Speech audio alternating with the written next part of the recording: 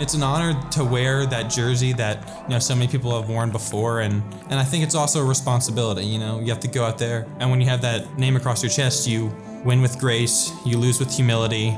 It's more than lacrosse. It's about portraying the best version of yourself and therefore reflecting the best version of the school that you can. And you're responsible for the health of the program going forward, doing all those little things that make this team a culture and a family.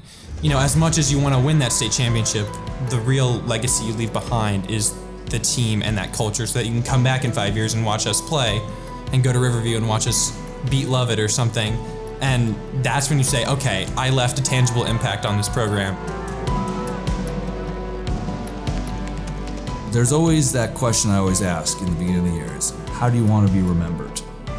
How do you want to be remembered as a leader? How do you want to be remembered as a player? How do you want to be remembered as a friend? All that comes out because when a freshman, when he's a senior, he talks about, oh yeah, my freshman year, that senior impact of how he helped me, he went out of his way. That's really what I stress on the seniors is, how do you want to be remembered here? And have that last impact on your friends, what they call their brothers. That's what I want to push is, how do you want to be remembered?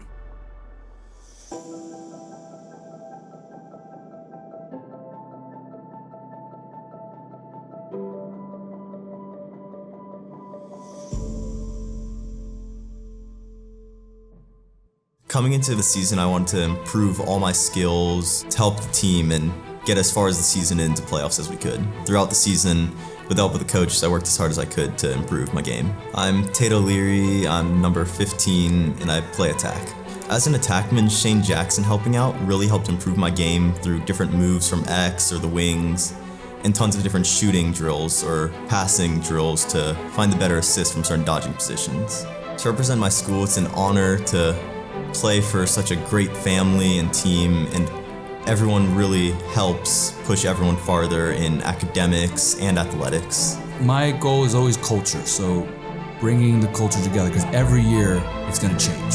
You're going to get different leadership. You're going to get different kids who went from JV to varsity, or kids who've been playing varsity since their freshman year. Trying to get them together so what they need to do, because I have the tools for them, but I'm not the one using them. So I give them the tools to handle all the little victories that we need to have on the field, whether it's winning a ground ball, winning the face-offs, clearing properly.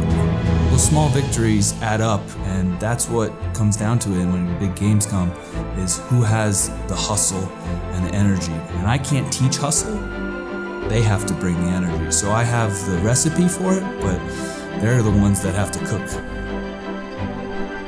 Eat, sleep, and breathe lacrosse, wake up, go to school, go to practice, watch some film, it's really all that you think about. Put your head down and work.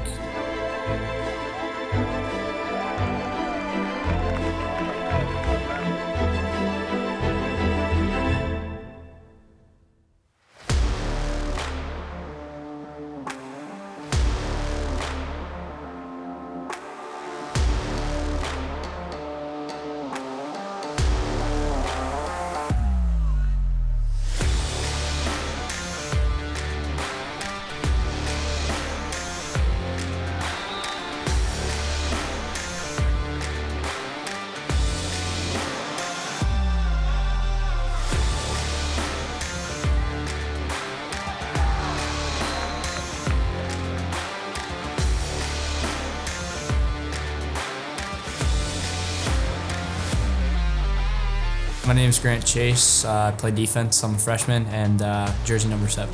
Coming into the season, I'm a new freshman, so I didn't really know what to expect, but I really just wanted to take the lessons that the seniors give us and apply those in the future and just try and give back to the PACE program. Once we all improve, we can improve the team. And if we come out to everything and play our best, win the games we want to, win our rivalry games, I think we'll have a great season. It's definitely a lot of pride that comes with it, especially when we Friday night lights, a ton of students are out there, everyone's making noise, it's a lot of fun. Just doing it together with your team and people who all kind of have the same goal makes it a lot of fun.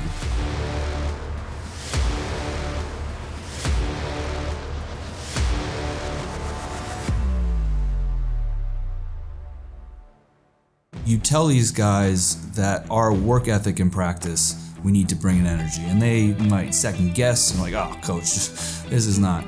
But when you get a few losses, and we lost against Holy Innocents, we lost against Woodward, and then we need to play Love It, this is a rival. And they played really hard and they battled, and we had a 9-7 loss.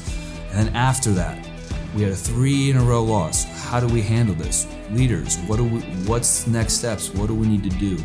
And what was really cool to see is they played against Marist, and it was a close game. We were down 3-0 in the beginning, and we came back, and we fought back, and we won 8-7. And that's where, as a coach, you are proud of your players to handle that adversity at that time, because they could have easily said, oh, we're already we lost 3 in a row in the game. What's the point now? But they battled back, and whether it was fixing the clear, handling the ball properly, holding the ball, and settling and getting the personnel on, that's what it is to me to show that leadership can grow if they allow and trust each other. You wake up early on Saturdays and you go lift in the weight room, and is it always fun? Absolutely not. When it's raining outside like it is right now, it is not very fun at all, but you do that for moments like that where you get to go out there with your family and all your friends are watching and get to perform and win 14-3. I mean, that's the reason you play. And for a game like Marist, a close game comes down to the wire, everyone rushes the field and hugs your goalie. It's those types of moments where you get that reward of coming together as a team, and that's what makes all those practices and all that time, that's what makes it worth it. Just trust your upperclassmen. I think they're really great guys, and they're always in your corner, and they're always trying to do what's best for you. They're always going to look out for you, and they always got your back. So there's no need to be scared on the field. For me, just knowing that I have, some seniors in my corner, it's really nice going out there and not being afraid.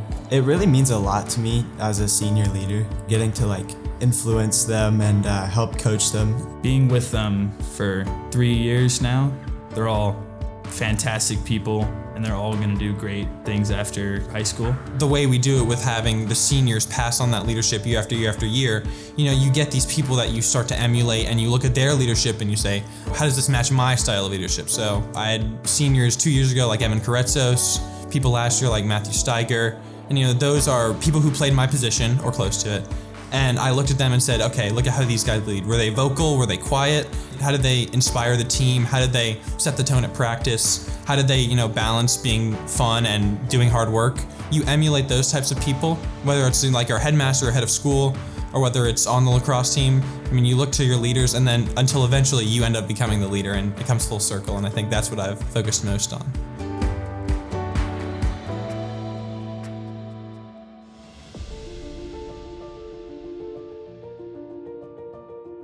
When you say student athletes, our guys are students and athletes. They really do well off the field. And I've coached in the college level, and I used to have to follow kids to class to make sure they're not here. These kids are determined in the classroom, and how they work in the classroom is you could see it on the field.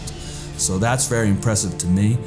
With their coaching staff, with Shane Jackson, Brett Thompson, and Luke Trevino, it's great to see. They love the sport just as much as I do, and just showing that energy, it brings that to the kids and the love of the game. So I'm just happy to have a good coaching staff that in tight situations, I can trust them, and that's what it's all about, is having that trust.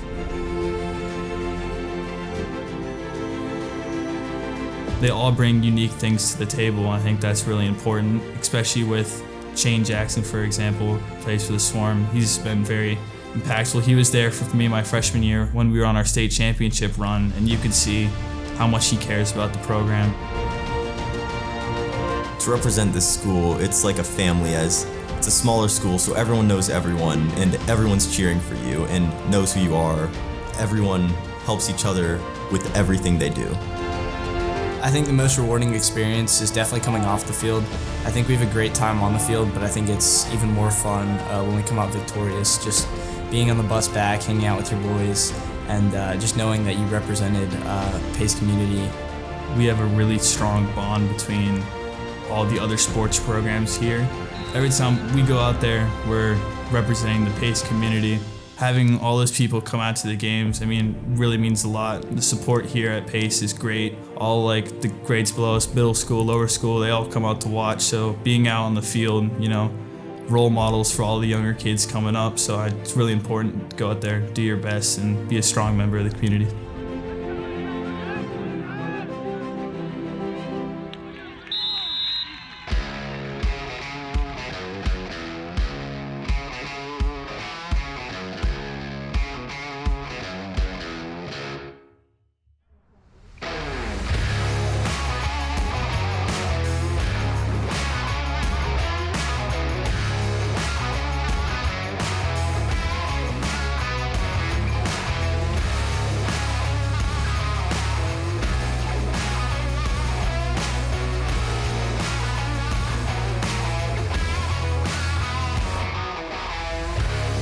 Every kid looks at the playoff picture like, oh, where are we going to be? Where are we ranked? Oh, this is an easy route.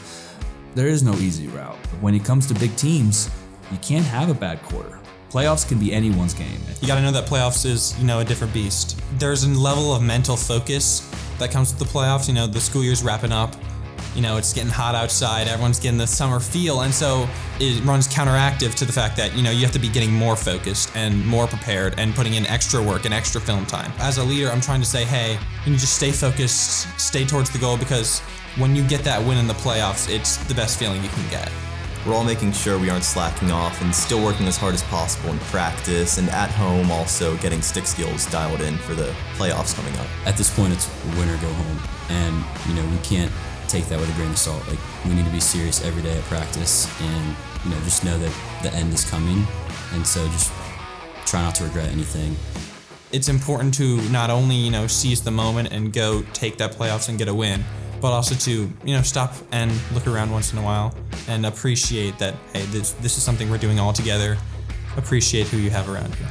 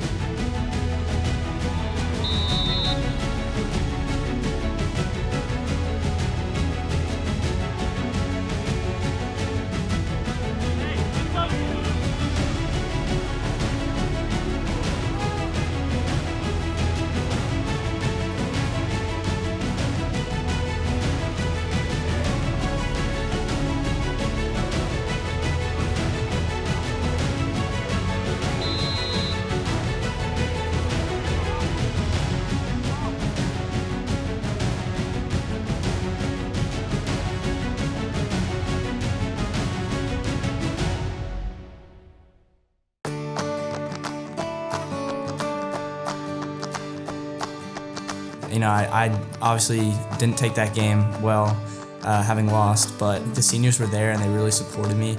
That game taught me that we're really playing for the seniors, and it's about more than just yourself. From the bottom of your depth chart to the top, you work together and unify the team. Yes, individuals can win games, but teams win championships. So as long as they come together as a group, they have to find ways to handle adversity, to handle their emotions. And that's why I really say play with the emotions, but don't let the emotions play you. I'm grateful. I'm very grateful. Not only for my parents for, being able to send me here and to work as hard as they do, and for my teammates to, support me as a leader. And, there's always the chance that they just don't care what I'm saying. And, I appreciate the fact that they rally around me as a leader. Keep the culture, keep the team culture, and keep playing for each other.